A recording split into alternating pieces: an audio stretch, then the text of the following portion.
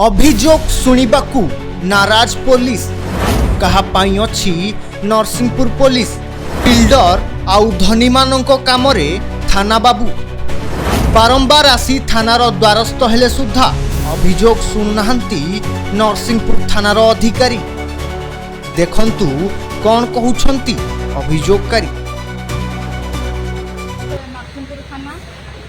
ये होती आमर हेडमास्टर हूँ गदाधर देवता जे कि मुखापड़ारे रुहति बयस हूँ 80 वर्ष अनुसूचित जातिर किंतु एठी से 25/9 हूँ एफआईआर गोटे देते जोटा कि आज जाए एफआईआर रुजु होना ताहले नरसिंहपुर थाना कहापाई आ कौन पाई बसिछंती आ कहापाई काम करुछंती एटे बिल्डर मानक पाई काम करुछंती कि ना धनी मानक पाई काम करुछंती जदि 80 वर्षर होची सीनियर सिटीजन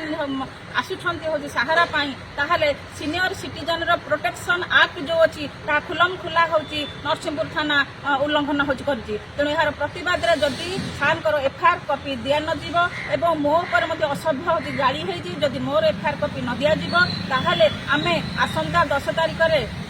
धारणा रे होची बसिबो।